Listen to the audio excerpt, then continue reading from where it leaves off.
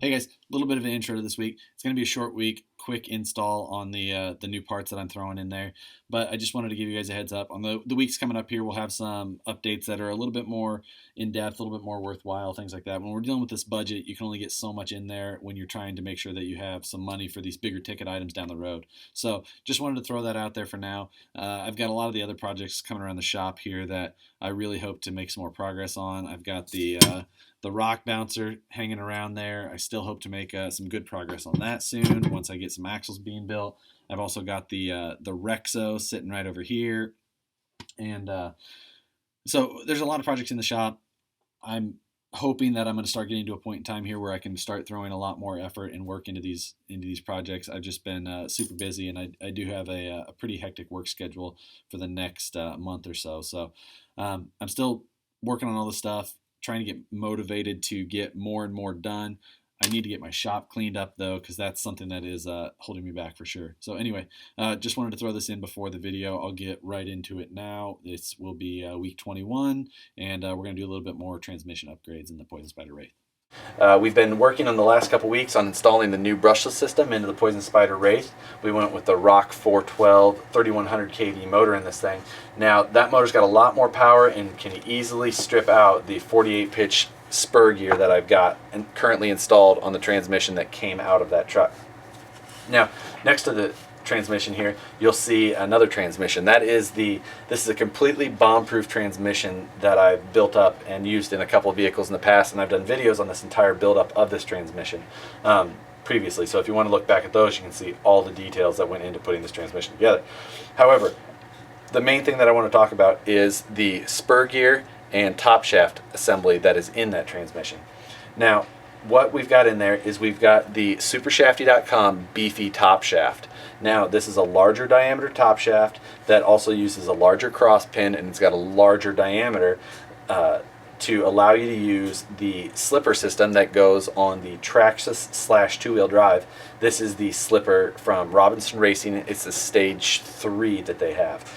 Now, the reason that I like that the best is that it's got a nice large diameter slipper pad. So you can actually fine-tune that slipper to get it to slip only when you really need it, only when things are really in a bind and you want just that little bit of slip.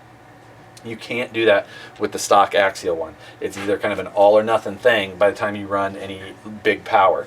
So that's the whole purpose behind what this install is for. For installing this thing, it's pretty simple. I'm not going to go through disassembling and reassembling the transmission just to show you a top shaft installation. Simply throw it in there. He sends bearings along with the kit.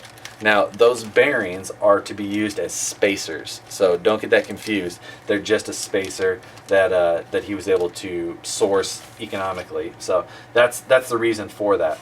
I've used these things quite a few times, and it's just I've talked to Rick about that before, and it was just the easiest thing for him to find. And it can be kind of confusing at first if you're not used to that. So if you need any help, go to his website, which is supershafty.com, and you can see some assembly instructions on the how and where and how many those bearings go on this shaft behind the actual slipper unit to get rid of almost all of the play that comes in that top shaft. Now you will still have a little bit. If looking at mine here, it probably moves a 1/16 in and out on this transmission, but that's not a big deal. It has no effect on the performance of the transmission itself, so nothing to worry about there. So that's what we're going to do for this week. Like I said, pretty simple install, nothing too crazy. But as we go down the road, this transmission will be the focus of some more upgrades here in the next upcoming weeks. And we'll go ahead and we're going to move this thing closer and closer to a full bomb-proof transmission like you see here. However, with some parts that are more Wraith specific rather than the AX10, SCX10 style case that you see here. So anyway, that's all I got for this week. This weekend we've got upcoming is the Night of the Living Goats. It's called Night of the Goats, whatever. Here at Goat Hill RC Park. It's a night run, so I probably will try and get some lights on this thing, but not going to have it done before the video. So anyway, might get into that for next week, but I'll try to get some running footage while I'm out there, just of the trucks running through the course at night, and should be a lot of fun. So anyway, that's all I got for this week, guys. Had a busy weekend, so didn't get too much further into the build. So we will see you guys next Thursday for week 22, and we'll see what we come up with for our next round of upgrades.